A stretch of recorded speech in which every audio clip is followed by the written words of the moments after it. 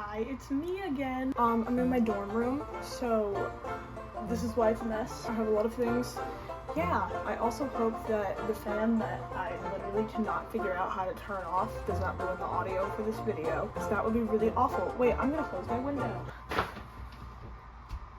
Okay, the window's closed. I don't think that actually did anything. I really hope that I can outperform the fan in this one. So today is Tuesday, March 28th, I think, and on Friday, March 24th, the beautiful masterpiece that is So Much for Stardust was released. And I have not listened to literally any other song since Friday. I've been listening to the album on loop. I'm on my 6th listen through, so I've gotten to know this album very well. And as I know, everyone in the entire world was blessed with my beautiful video and voice with my ranking every Fall Out Boy song, and I've gotten the request to rank So Much for Stardust or add that to the previous ranking. As much as I would like to add it to the previous ranking, that's a lot of work, and I would have to redo the entire video, and I think we all know that I am not going to do all of that work just to add 13 more songs. As much as I would love to do that, I literally do not have the time nor the mental capacity to do that, so you're gonna get this instead. So Much for Stardust, I literally, I don't even know where to begin. I don't know what I was expecting, but obviously I was really, really excited, but it just totally exceeded my expectations. I was expecting an album similar to honestly all of their other albums, I think, except for Save Rock and Roll, where there's at least one song on it that I don't like, that I don't have on one of my playlists. But literally this album, I have no skips. Every single song on this album I really like. All of these songs seem to scream hard work. Clearly they worked very hard on all of the songs to make sure that they are all of supreme quality, and it totally worked out. Yeah, I have a nice document on my computer, so in the other video it was right on my desk so I could read easily, but it is not here, so I'm gonna hopefully put it here, and hopefully it's not on the camera, but if you see me doing this, I'm sorry. When I ranked these, it was really fucking hard, so keep in mind that last place isn't actually last place. If this was the entire Fall Out Boy songs ranking, I'm pretty sure that this would have the highest ranking overall. Honestly, So Much for Stardust might be my new favorite album by Fall Out Boy. I cannot believe I'm letting Infinity on High go. I was completely blown away on my first listen through. It was amazing. So I'm a fan of pre-hiatus and post-hiatus. I do prefer pre-hiatus sometimes, but I'm still really in love with a lot of the post-hiatus songs. And this album truly brings both of the sounds completely together. I think that's why the color palette for the album is not red or blue or purple. It's just different because everything just fell into a place, and this is the differentness. That makes no sense. Before I start the actual ranking, I'm just gonna talk about Pink Seashell and Baby Annihilation, not whatever, Annihilation, because as much as they're songs, they're not really songs. Do you know what I mean? They're intro music or transition music. So I didn't rank them as part of the actual ranking because that would have made this so difficult. So the Pink Seashell, I really liked it. I think it really speaks to Fall Out Boy's true morals of including movie quotes in every single time that they possibly can. Before the song came out, I looked up who Ethan Hawke was, and I was so confused because I was he's not a singer. I wonder what he's doing on this song, but now it makes a lot more sense. And with Baby Annihilation, I love hearing Pete's voice. I love it, especially because I love $20 Nosebleed so much.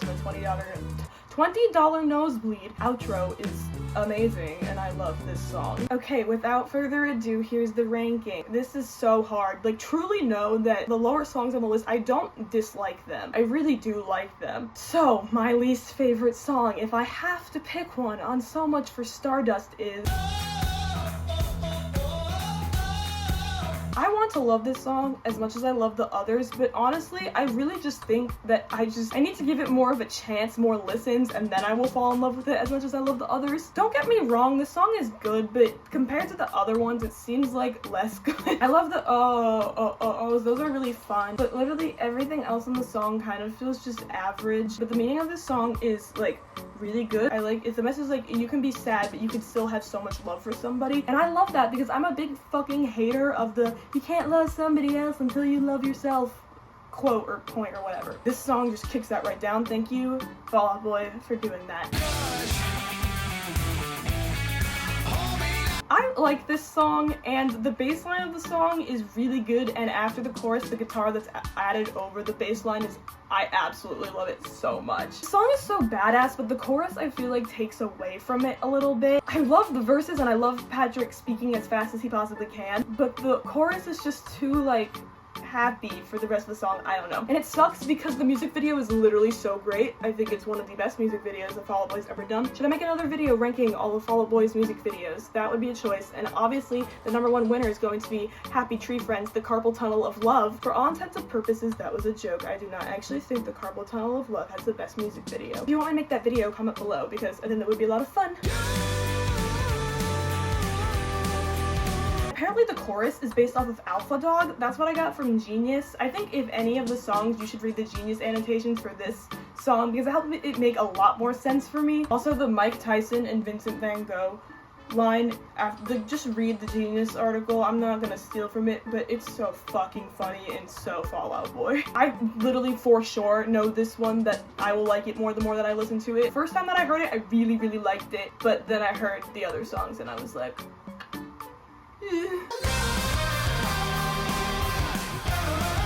this song is legitimately such a good companion to Love from the Other Side. It has literally the entire opposite effect of that song. I don't know how they did this, but those two songs paired together is the best like singles ever released before the album came out. Because they just match really well. And I don't like it as much as Love from the Other Side, but I still really, really, really like it. That's why I literally hate rankings. I don't know why I rank them, because I literally love every single song on this album. The chorus part when Patrick calls it the heartbreak feels so good over the O's is literally like, that's gold. God has given me a gift and it's that.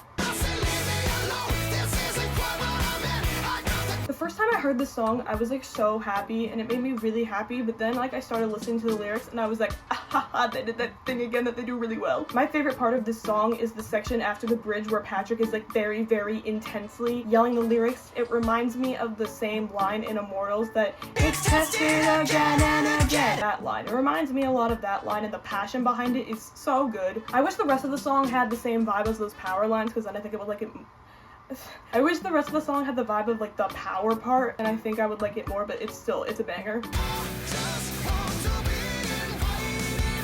I finally know what it's like to hear a single after Fall Out Boy released one as a teaser for an album, and I feel like a changed person. I've literally been waiting for this to happen forever, and it finally did. And after fantasizing what it could possibly feel like, I finally know, like, yes, they're doing this absolutely correctly. The first time I heard it, I was literally genuinely blown away. Like, the intro with the strings, I was just like, yeah, this is fucking it. It reminded me of the Phoenix because of the first single that has strings, but Jesus fucking Christ, as soon as the drums came in, wow, literally you're transported. Yeah, okay, this is a little off topic, but Pierce the Veil's newest album, their first single was Past the Nirvana, and that song is a fucking banger. And when I listened to the whole album, I was really disappointed because the rest of the songs sounded literally nothing like Past the Nirvana, and I was like, why did they give me that song when the rest of it isn't even going to be like that? And this song does the exact opposite of that because it gave me a great idea of how the album is, and it's a really nice opening. Pete Wentz, I don't know how you came up with Scar-Crossed Lovers, but that's truly, truly genius of you. The first time I listened to this song, I didn't really like it that much, but the more I listened to it, I'm like, fuck, this is a good one. I don't know how to describe this other than like it's a signature Fall Out Boy song. I don't know how to describe it other than like it's not going to be the most popular track on the album, although there's a plane.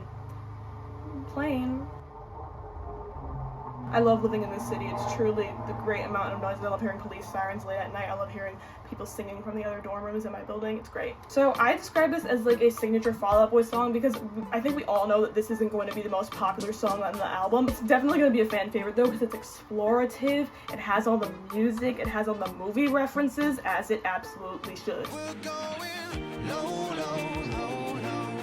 I didn't vibe with this song on the first listen, but on the second listen, I just started vibing. The low, low, low, low part is so good. And the melody, like, I don't know what about it that makes me so happy, but it's good. I need to make a video ranking every Fall Out Boy song that uses the word nah at least once. Like, I feel like that would be an interesting video, because boy, there's a lot. The message of mental health in the chorus is so healing, because I think everyone knows that every Fall Out Boy that every Fall Out Boy fan is somewhat fucked up mentally, just a little bit. This song is just a healing song, because I looked it up. Kintsugi, I still don't know how to say it, god. Kintsugi is a form of Japanese art where broken pieces are put back together to make like one thing, and this song is definitely the healing song. It puts things back together. And also Marvel howling at the end, that's the content that I aspire for. Whenever I hear strings in a Fall Out Boy song, I know it's going to be good. And this song I blasted with my headphones on the first time I listened to it, and whoa. The break into the smash all the guitars part is still like, literally, I'm like eargasming. The genius analysis that someone made up, I think they're a fan, but it makes a lot of sense. Fall Out Boy lyrics are straight up like analyzing poetry, and like, I hated doing this in high school, but now it's like okay, and I like it now. So also look up the Genius article for this one, because although it's not official, it's still very good. I have a lot of words about this one, so I'm gonna ramble because my emotions are gonna show. Of the 3 Fall Out Boy titular tracks, this one is by far the best one. Also, it's the longest Fall Out Boy song. It beats What a Catch, Donnie by 1 second, so that's interesting. But like, some of the other longer songs I get bored, but I'm literally never bored by this song. I literally like am with it until the very end. I straight up had an awakening when the Love from the Other Side lyrics came on. I was like, wait, I know those lyrics, and then I was like, oh, it's that song. It was good. But it's the same thing, same question that I had about Head First Slide and What a Catch. Who came up with the lyrics first? Are these lyrics from Love from the Other Side, or are they from this song? I guess we're never gonna know, but probably I'm assuming that the lyrics are from Love from the Other Side and we're just repeating them. Because similarly to What a Catch, this is like the wrap-up track, I guess. Obviously it's the wrap-up track because it's the last song, but like, you get what I'm saying? This song is literally the thesis statement of the entire album. Like, it perfectly describes everything ever. It gets that perfect bittersweet vibe of like a lot of Fall Out Boy songs, but it somehow captures it right in the middle, like so goodly. And the references to the gifts the day after Christmas, our gift was the claymation video. I finally put 2 and 2 together. Also, the line of So Much for Stardust is suddenly making a lot of sense. Like, I guess I kind of just went first, I was like, wow, that's a cool name, but now I like get it. Like, so much magic and nostalgia, and it's not gonna carry me now, even though it did back then. No matter how much I hope for it, it hits so different. God, I love that song. Finally, number 1. I don't know how many people agree with this. I saw in the comments on one of their Instagram posts that I think a couple people agree with this, so hopefully everyone doesn't get mad at me this time.